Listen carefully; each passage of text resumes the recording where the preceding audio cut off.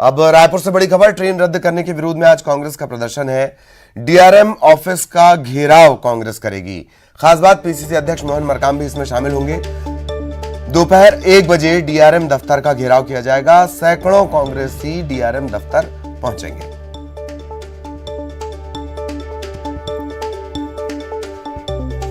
तो आज 23 ट्रेनों को रद्द करने को लेकर कांग्रेस का ये प्रदर्शन है। लगातार इन ट्रेनों को रद्द करने को लेकर राजनीति गरमाई हुई है। 23 ट्रेन रद्द कर दी गई, ज्यादातर ऐसी जिनका इस्तेमाल जो सामान्य लोग हैं वो किया करते थे। अब जिनके रिजर्वेशन हुए थे वो तक कैंसिल करवाने पड़ रहे हैं, घंटों घंटों उसके लिए लाइन में लगना पड़ रहा है। इसके बाद अचानक से रेलवे बोर्ड की सभा, पहले ये बताया गया कि मेंटेनेंस के लिए रद्द कर रहे हैं, फिर ये कहा गया कि नहीं कोयला संकट के लिए रद्द कर दी गई है। और अवधेश लगातार हमारे साथ बने हुए हैं। एक बार फिर अवधेश के पास आपको लिए चलेंगे। अवधेश, विरोध प्रदर्शन, इसके बारे में भी बताएं। और कल अचानक से पता चला कि जो ट्रेन पहले अपडेशन के लिए रद्द की गई थी वो कोयला संकट के लिए रद्द की गई है। अवधेश, बिल्कुल, देखिए एक बार आदेश जारी करके कह दिया गया कि छत्तीसगढ़ से गुजरने वाली 23 ट्रेनों को रद्द कर दिया जाता है। आगामी 1 माह के लिए छत्तीसगढ़ एक्सप्रेस जैसे प्रमुख ट्रेनों को भी रद्द कर दिया गया। जो 10 एक्सप्रेस ट्रेनें रद्द की गई उसमें से 8 छत्तीसगढ़ से होकर गुजरती है। तो निश्चित तौर पे छत्तीसगढ़ के लोगों के लिए एक बड़ा झटका जो है ट्रेन रद्द होने के नाम पे लगा है। अब यही वजह है कि कल हमने अपने दर्शकों को दिखाया कि किस तरह से अपने टिकट को कैंसिल कराने के लिए लोगों को घंटों घंटे तक मशक्कत करना पड़ रहा है। जो आरक्षण केंद्र खाली पड़े होते थे वहाँ पर अब कतार लगनी शुरू हो गई है। आरपीएफ के जवानों को तैनात किया गया है व्यवस्था की बहाली के लिए। अब इन तमाम चीज़ों को लेकर राजनीति गरमाई हुई है। कल ही राजनांदगांव में प्रदर्शन किया गया, डीआरएम ऑफिस का घेराव किया गया, केंद्र सरकार के खिलाफ नारेबाजी की गई और एसडीएम को ज्ञापन सौंपा गया। अब ये जो विरोध प्रदर्शन है राजधानी रायपुर तक पहुंच चुका है। मतलब ये है कि कांग्रेस ने अब इसमें अग्रिम मोर्चे पे आके विरोध प्रदर्शन करने का ऐलान कर दिया है। मोहन मरकाम की मौजूदगी में दोपहर 1 बजे का वक्त तय किया गया है जब डीआरएम ऑफिस का कांग्रेस घेराव करेगी। और स्वाभाविक है, सत्ताधारी दल अगर विपक्ष के किसी उपक्रम का घेराव करेगी छत्तीसगढ़ में, राजधानी रायपुर में, तो उत्साह जो है वो दिखाई पड़ेगा, राजनीति जो है वो बलवती होती दिखाई पड़ेगी। तो ऐसे में समझा जा सकता है कि आम लोगों के लिए सुविधा, जो एक बड़ी सुविधा थी, उस सुविधा पे कुठाराघात जो राजनीतिक शब्दों में कहा जा रहा है, जो लोगों को अचानक से कह दिया गया ट्रेन रद्द कर दी गई है, तो इसको लेके कांग्रेस आज धरातल पे उतर के बड़ा आंदोलन एक करेगी। जी जी जी, बिल्कुल शुक्रिया अवधेश। हालांकि अवधेश लगातार हमारे साथ बने हुए हैं। एक दो और अहम खबरों को लेकर भी हम उनके पास जाएंगे। अब रायपुर से बड़ी खबर, राज्य सरकार ने मास्क पहनना अनिवार्य कर दिया है। कई राज्यों में कोरोना के बढ़ते मामलों को लेकर यह फैसला लिया गया। सार्वजनिक जगहों पर मास्क पहनना जरूरी है। हालांकि इसके बारे में विस्तार से अभी अवधेश ने भी जानकारी दी थी। तो मास्क पहनना अब कंपलसरी होगा। कार्यालय, फैक्ट्री में भी मास्क की अनिवार्यता। संस्थानों में सोशल डिस्टेंसिंग भी अनिवार्य होगी।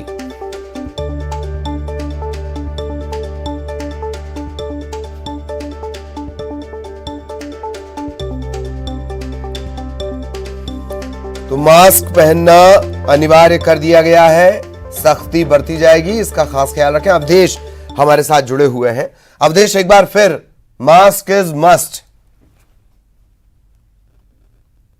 बिल्कुल बिल्कुल, देखिए मास्क अप इंडिया का नारा एक बार फिर से धरातल पे दिखाई पड़ रहा है। अन्य राज्यों की तर्ज पे छत्तीसगढ़ में भी सरकार ने ऐलान कर दिया, आदेश जारी कर दिया कि आपको आज से फिर से सार्वजनिक स्थानों पे ना केवल मास्क पहनना होगा बल्कि जो सामाजिक दूरी है उसका भी पालन करना पड़ेगा। दफ्तरों में इस तरह के नियम लागू किए जाएंगे। तो कुल मिला के ये कि कोरोना के चौथी लहर की जो दस्तक दिखाई पड़ रही है, जिस तरह से महाराष्ट्र में मरीज बढ़े हैं और महाराष्ट्र छत्तीसगढ़ का सीमावर्ती राज्य है और अधिकांश जो है आवागमन महाराष्ट्र के वास्ते छत्तीसगढ़ में होना पाया गया है। बीते दिनों में भी कोरोना की लहर आई थी तो ये देखा गया तो महाराष्ट्र से जो माइग्रेट होकर जो लोग आ रहे थे या फिर छत्तीसगढ़ को जो कॉरिडोर बना के अन्य राज्यों में जा रहे थे, वहां से अधिकांश संख्या में संक्रमण छत्तीसगढ़ आया हुआ था। और चूंकि अब महाराष्ट्र में इस तरह की संभावना प्रबल हो रही है कि वहां पर स्थितियां बिगड़ सकती है, वहां पर लगातार मरीजों की संख्या बढ़ रही है, तो छत्तीसगढ़ सरकार ने भी एहतियातन ये निर्णय ले लिया है कि आप मास्क पहनिए, सामाजिक दूरी का पालन करिए और न केवल कागजों पे बल्कि धरातल पे। क्योंकि ललित देखिए, कोरोना एक ऐसी समस्या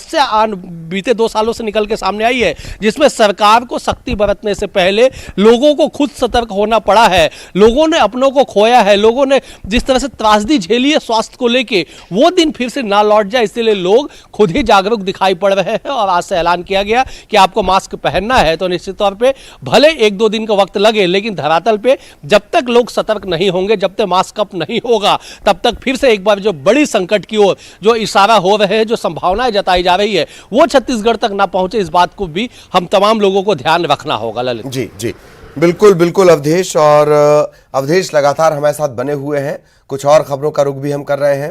रायपुर से बड़ी खबर, मौसम विभाग ने अलर्ट जारी किया है। छत्तीसगढ़ में लू को लेकर अलर्ट जारी किया गया है और 28 अप्रैल तक भीषण गर्मी की चेतावनी दी गई है। अधिकतम तापमान 3 डिग्री सेल्सियस और बढ़ सकता है। आज से प्रदेश में लू चलने की चेतावनी भी जारी की गई है। अवधेश हमारे साथ लगातार बने हुए हैं। अवधेश, मौसम विभाग की चेतावनी अभी ये हाल है, और अगर 3 डिग्री सेल्सियस का इजाफा और होता है तब क्या स्थितियां होंगी? अवधेश। बिल्कुल ललित, देखिए बिल्कुल आपने सही कहा। मौसम विभाग ने जो पूर्वानुमान जताया है कि 28 अप्रैल तक भीषण गर्मी पड़ेगी, उसका जो असर है राजधानी में दिखाई पड़ रहा है। राजेंद्र हमारे साथ कैमरा पर्सन, हम उनसे कहेंगे कि एक बार वो सड़क दिखा दे, जो सड़क अभी 8 नहीं बजे हुए ललित, और जिन सड़कों पे अभी 8 बजे के आसपास में या 9 बजे के आसपास में कहा जा सकता है कि जो मॉर्निंग वॉक वाले जो लोग होते हैं, जो सैर सपाटे वाले लोग होते हैं, उनका तांता लगा रहता था, उनकी भीड़ दिखाई पड़ती थी। वो अब गर्मी का जो असर है वो दिखाई पड़ने लगा है। इक्का दुक्का जो लोग हैं वही आपको वॉकिंग करते हुए दिखाई पड़ेंगे। तो कुल मिला के ये कि मौसम विभाग ने जो पूर्वानुमान जताया है उसका असर धरातल पे दिखाई पड़ने लगा है। 43 डिग्री के आसपास में तापमान राजधानी का पहुंच चुका है। 3 डिग्री की बढ़ोतरी होती है तो निश्चित तौर पे एक भीषण गर्मी का जो सामना है वो राजधानी वासियों को करना पड़ेगा। न केवल राजधानी बल्कि छत्तीसगढ़ के अधिकांश जिलों में 42 डिग्री के आसपास में तापमान है। तो ऐसे में 3 डिग्री की बढ़ोतरी निश्चित तौर पर एक बड़े संकट, बड़े लू के थपेड़े और बड़े भीषण गर्मी की ओर इशारा कर रही है। तो ऐसे में जो सतर्कता है, जो असर है, वो दिखाई पड़ने लगे हैं। मौसम विभाग ने भी अनुमान जताया है, इसलिए हम तमाम लोगों को मौसम विभाग के पूर्वानुमान गर्मी को देखते हुए जो एहतियातन, जो सतर्कता बरतनी होगी वो बरतनी होगी, नहीं तो इस लोगों को मुसीबतों से दो चार होना पड़ेगा। तो कुल मिला के ये कि मौसम विभाग चाहे मौसम को लेकर अलर्ट जारी करे, स्वास्थ्य विभाग चाहे कोरोना के लिए मास्क अप के लिए निर्देश जारी करे, जब तक आप और हम लोग सतर्क नहीं होंगे तब तक इस तरह से परेशानियों से दो चार सभी लोगों को होना पड़ेगा। ललित, बिल्कुल बिल्कुल, बहुत बहुत शुक्रिया अवधेश इन तमाम जानकारियों के लिए। अवधेश हमारे सहयोगी हमारे साथ जुड़े हुए थे। इस बीच दुर्ग से बड़ी खबर, 20 सड़क पर पाइपलाइन टूट गई है। राजेंद्र प्रसाद चौक के पास पाइप क्षतिग्रस्त हो गया। सड़क चौड़ीकरण का काम चल रहा था और उसी दौरान ये पाइपलाइन टूट गई। अब ये लापरवाही लोगों के लिए परेशानी भी बन रही है और भीषण गर्मी के दौर में पानी की जमकर बर्बादी भी हो रही है।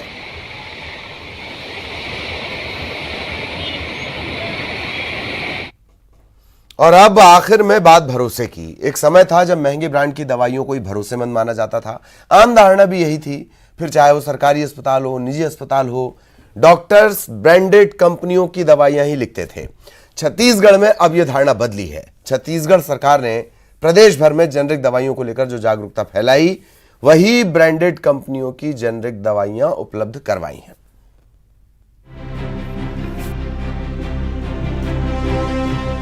छत्तीसगढ़ के मुख्यमंत्री भूपेश बघेल का सपना है कि राज्य के हर व्यक्ति तक बेहतर स्वास्थ्य सुविधाएं पहुंचे।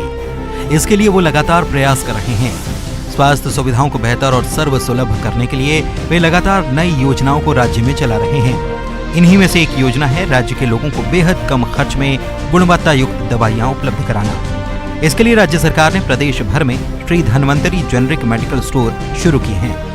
छत्तीसगढ़ सरकार की Shri Dhanvantari generic medical store की लोकप्रियता का अंदाजा आप इसी बात से लगा सकते हैं कि आज न केवल गरीब और मध्यम वर्ग बल्कि आर्थिक रूप से संपन्न लोग भी यहाँ से दवाइयाँ खरीदते हैं, जबकि ये योजना खास तौर पर आर्थिक रूप से कमजोर तबके को ध्यान में रखकर शुरू की गई थी। ये स्टोर आम नागरिकों के लिए सस्ती दरों में गुणवत्तापूर्ण दवाइयाँ प्राप्त करने के सुलभ साधन बनते जा रहे हैं। छत्तीसगढ़ सरकार की शुरू की गई Shri Dhanvantari generic medical store में जो दवाइयां हैं, इसकी गुणवत्ता को लेकर आम लोग बेहद आश्वस्त हैं। इन दवाओं को सरकार के माध्यम से उपलब्ध कराया जा रहा है। साथ ही इस मेडिकल स्टोर को लाभ कमाने के उद्देश्य से शुरू नहीं किया गया है, जिससे कम दरों पर सब्सिडी के साथ नागरिकों को दवाइयां आसानी से मिल रही हैं। यहाँ सभी तरह की बीमारियों की दवाइयां अन्य मेडिकल स्टोर की अपेक्षा 1/3 दाम में मिल रही हैं। बेसिकली सभी को फ़ायदा मिल रहा है। रोज़ 300 से 400 कस्टमर हैं जो इसका बेनिफिट ले जा रहे हैं। और हमारे पास में जो मेडिसिन है, जेनरिक मेडिसिन, सारी जो जेनरिक मेडिसिन है वो एक क्वालिटी मेडिसिन है और सब पे मतलब 72% तक का डिस्काउंट मिलता है। जो नॉर्मली मेडिकल स्टोर से जो ले रहे हैं उसकी अपेक्षा जो है बहुत सस्ती हैं और सारे लोग इसको लेने के लिए इंटरेस्टेड हैं।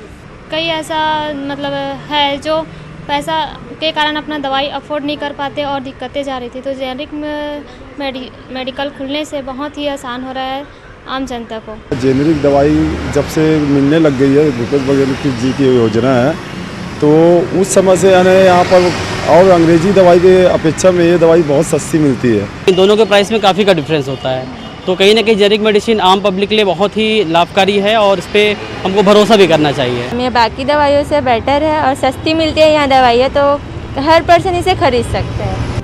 वहीं स्वास्थ्य विशेषज्ञों का कहना है कि ये योजना न केवल मुख्यमंत्री भूपेश बघेल के संवेदनशील नजरिए को बताती है, बल्कि ये भी बताती है कि समाज के हर वर्ग की बुनियादी जरूरतों को खुद उठाने के लिए वो किस तरह से तैयार रहते हैं। देखिए, मेडिकल एथिक्स में नेशनल मेडिकल कमीशन जो पहले मेडिकल काउंसिल ऑफ इंडिया कहलाता था, और डॉक्टर्स की जो एथिकल गाइडलाइन है उसमें कहा गया है कि डॉक्टर स्पष्ट शब्दों में कैपिटल लेटर्स में ऐसी दवाइयाँ लिखें जो मरीजों को सस्ती दरों में उपलब्ध हो, और दवा का फार्मूला लिखना, जिसको हम जेनरिक ड्रग बोलते हैं, वो लिखना भी ज़रूरी है, ताकि यदि डॉक्टर ब्रांड नेम लिखे तो कोष्टक में या ब्रैकेट में उस दवाई का कॉम्पोजिशन लिखना ज़रूरी है, ताकि मरीज ये समझ पाए कि वो किस प्रकार की दवाई खा रहा है। वहीं मुख्यमंत्री भूपेश बघेल का कहना है कि राज्य सरकार चाहती है कि प्रदेश के हर वर्ग को सस्ते में गुणवत्तापूर्ण दवाइयाँ मिले। वहीं उन पर आर्थिक बोझ कम हो, सरकारी अस्पतालों में आदेश जारी कर दिए गए। यदि डॉक्टर जानबूझकर महंगी दवाइयाँ लिखते हैं तो उन पर सख्त कार्रवाई की जाएगी। उनका कहना है कि धनवंतरी मेडिकल स्टोर खोलने के पीछे का मकसद ये है कि आम आदमी को सस्ते दाम पर आम दवाएं उपलब्ध हो सके। हमारे पास जितने भी ब्रांडेड दवाइयाँ हैं वो सब जेनरिक मेडिकल में उपलब्ध है। तो एक तरफ हम लोग जितने भी PSC, CSC और हमारे डिस्ट्रिक्ट हॉस्पिटल में मुफ्त दवाई दे रहे हैं, वहीं जो अस्पताल पड़ने पे जेनरिक दवाई खरीदे वो ब्रांडेड है, और इसका विस्तार हम लोगों ने सब जगह किया, नगर पंचायतों तक कर दिया, तो इससे लाभ आम उपभोक्ताओं को मिलेगा। छत्तीसगढ़ शासन की इस लोकप्रिय योजना Shri Dhanvantari generic medical store योजना को पहले ही दिन से विभिन्न नगरीय निकायों में अच्छा प्रतिसाद मिला है। मुख्यमंत्री भूपेश बघेल ने 20 अक्टूबर को प्रदेश भर में 94 मेडिकल स्टोर्स का वर्चुअल शुभारंभ किया था, जिसमें भिलाई नगर निगम क्षेत्र में 3, दुर्ग, भिलाई, चरौदा, राजनांदगांव, जगदलपुर, रायगढ़ और कोरबा नगर निगम में 2-2 स्टोर्स के साथ ही कोंडागांव, केशकाल, फरसगांव, नारायणपुर, कांकेर, कोंटा, भैरमगढ़, भोपालपट्टनम, सुकमा, दोरनापाल, बीजापुर, रामानुजगंज, बगीचा, प्रतापपुर, जशपुर नगर और बलरामपुर जैसे कस्बाई क्षेत्रों में संचालित इन दवा दुकानों से लोगों को बहुत कम कीमत पर दवाइयां हासिल हो रही हैं।